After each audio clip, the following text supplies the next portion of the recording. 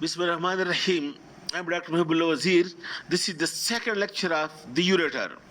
Now, in this way, the ureter during its course, note the point, during its course from the renal pelvis to the urinary bladder, the ureter is being constricted at 3 points, narrow.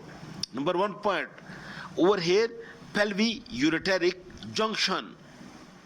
And number 2, where it crosses over the pelvic brim. And third, where it enters into the urinary bladder. Again, you can see it over here. Number 1, this is the pelvic-ureteric junction. And number 2, when it crosses over the brim of the pelvis. And number 3, where it enters into the urinary bladder, in the wall of the urinary bladder. That is uretero-vesical junction. At these 3 points, the ureter is narrow. That's why the ureteric stone may be obstructed or it may be impacted at these 3 points, either at the brim of the pelvis or at this pelvic junction or at this vesico-ureteric junction.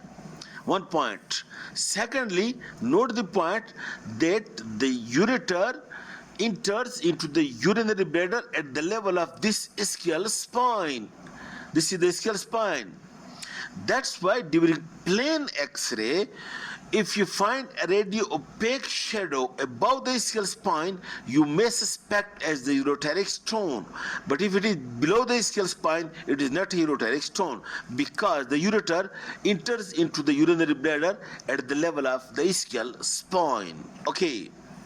Then the blood supply of the ureter is like this. Note that ureter is a long tube and is being supplied by the nearby vessels. Look, for example, from over here you can see a branch from the renal artery, and then over here you can see a branch from the testicular or ovarian artery, and then over here you can see a branch from the external iliac artery, and at the lower end branches from the vesical arteries.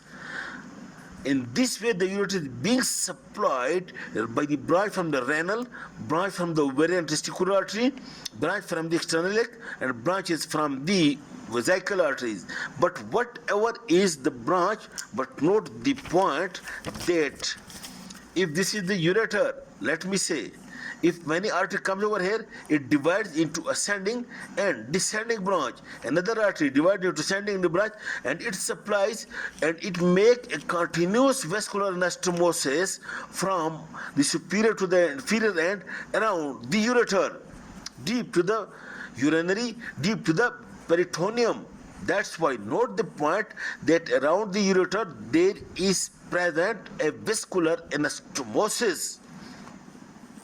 And that's why during surgery, not to strip the ureter from the peritoneum or not to make it clear from whole of the tissue, if you do it, you may interfere or you may rupture the vessels, and you may, in this way, the blood supply to the ureter may be in this way decreased. Okay, take care of it. Secondly, while the ureter enters into the pelvis, over here it crosses many structures. For example, you can see it crosses the internal iliac artery, it crosses the ureter artery, it crosses over here along with the vas deferens. In this way, over here during surgery, how to differentiate the ureter from the other structures? Number 1, when you feel it, the ureter will be whitish in color. And number 2, and when you feel it, there will be no pulsation because the artery will be pulsating and the ureter will not be pulsating. That is the second part with the help of which you will identify the ureter. And 3, then when you pinch it with the forceps, a small peristaltic wave you may find that is being initiated. And lastly, then if even then you are in doubt, you put needle into it and withdraw, the urine will come into it, and this it will be confirmed that it is the ureter. Okay. Now, the nerve supply of the ureter is from sympathetic and parasympathetic both, and the branches are coming from the renal, from the aortic, from the hypogastric plexuses. And the parasympathetic part is coming from the pelvic splanchnic nerves, while the sympathetic part is coming from the T10 to L2, lateral segment of the spinal cord. And it is said that efferent fibers are present both in the sympathetic and parasympathetic, while afferent fibers are being present only in the sympathetic part.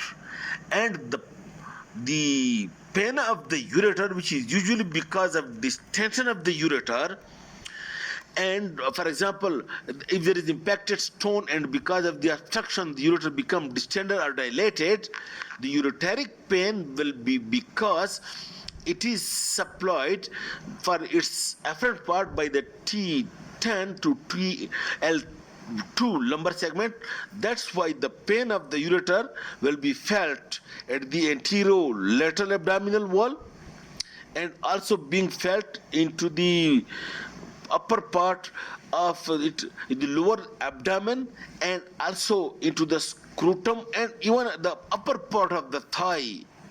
So if a patient comes to you with a complaint that I have pain starting from over here, running downward, passing towards the perineum and upper part of the thigh, you suspect that it is their ureteric stone or ureteric pain.